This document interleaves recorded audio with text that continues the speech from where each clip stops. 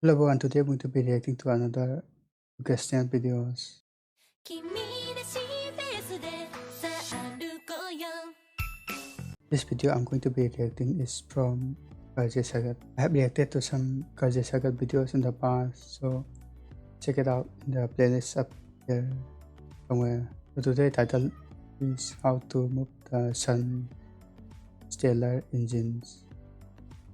This was requested by Andromeda Star. Right, the video is 9 minutes long, so let's just react to this.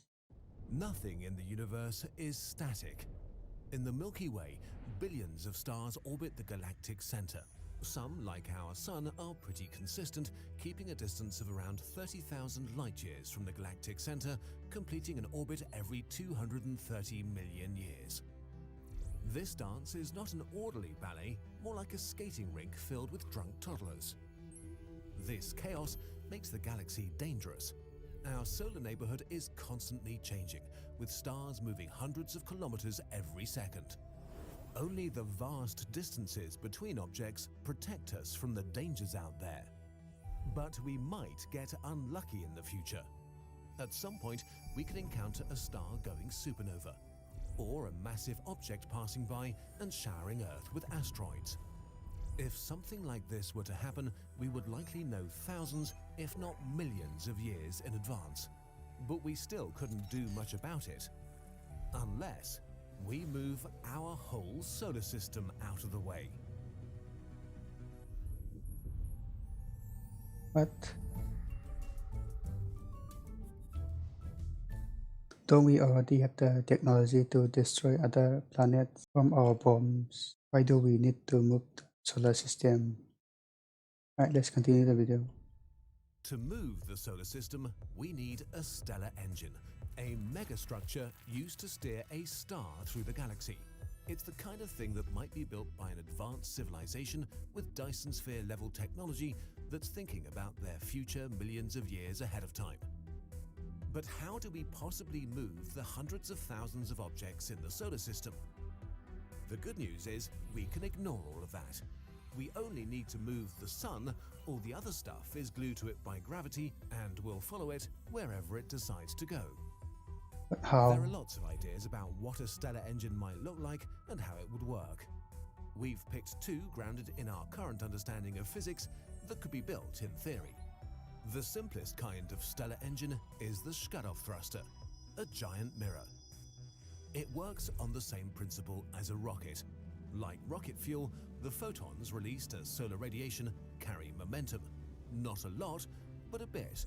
For example, if an astronaut turned on a flashlight in space, it would push them backwards very, very slowly.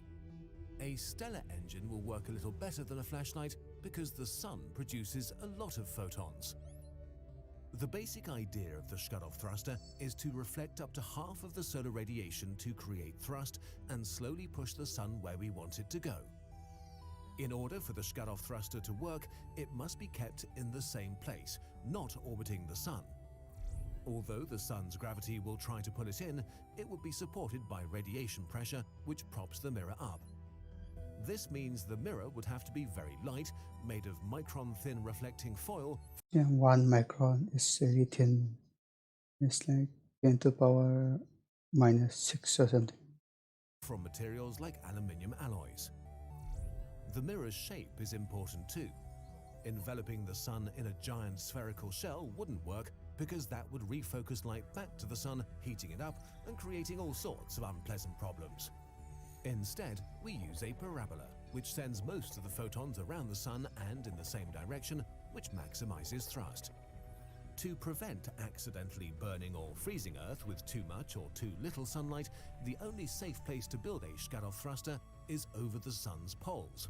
This means we can only move the sun vertically in the plane of the solar system and one direction in the Milky Way, which limits our travel options a bit. But that is basically it.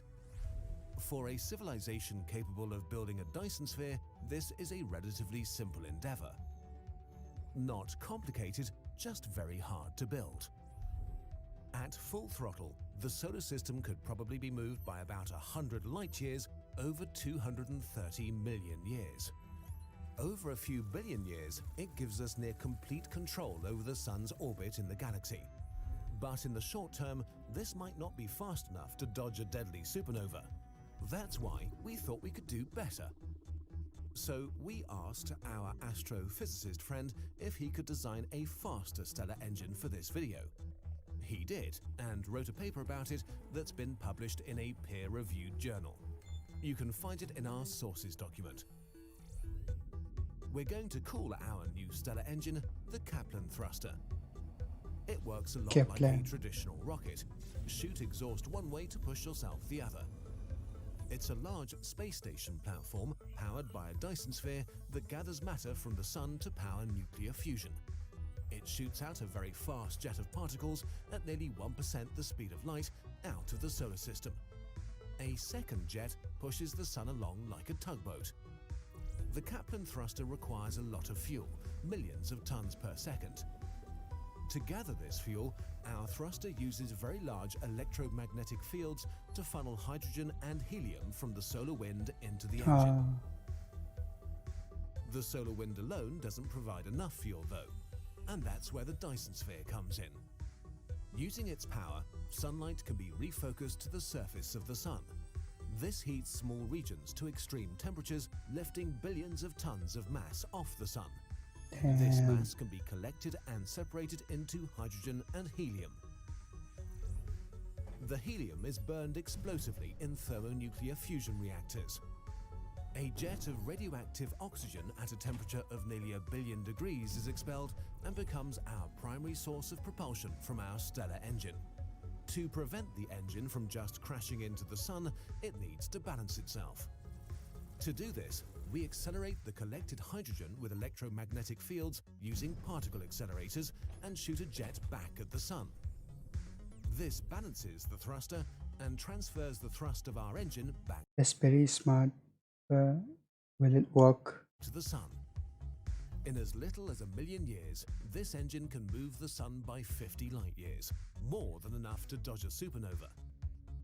At full throttle, the solar system can be completely redirected in its galactic orbit in 10 million years. But wait, won't we use up the sun this way? Fortunately, the sun is so massive that even billions of tons of material will barely scratch the surface. In fact, this megastructure will actually extend our sun's life, since lower mass stars burn slower, keeping the solar system inhabitable for many more billions of years. With a Kaplan thruster, we could turn the entire solar system into our spaceship.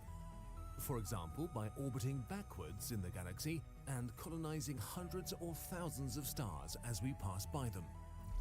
It may even be possible to escape the galaxy entirely and expand beyond the Milky Way. Stellar engines are the kind of machines built by civilizations thinking not in terms of years or decades, but eons. Since we know that our sun will die one day, a stellar engine could allow the far future descendants of humans to travel to other stars without ever having to venture into the terrifying dark abyss of interstellar space. Until we build a stellar engine, we're adrift and subject to the whims of the galactic sea. We may not like where it leads us. Maybe our descendants will set sail and become an interstellar species for millions of years to come.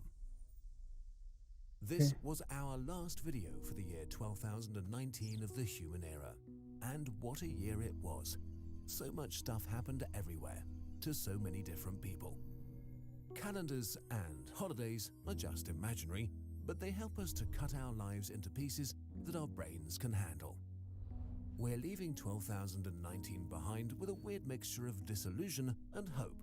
The world is screwed up, but we can fix it. In a few days, this year will be over, and we'll get to try again. Thank you for watching our videos, and for sticking around for so many years. See you all. Pretty sweet. That's pretty sweet. 12,020. Okay, I guess this video was released on 2019. I hope this video has some interesting idea whether it worked out or not. I'm gonna end the video there. Make sure to like and subscribe, and I will see you in the next video. Bye bye.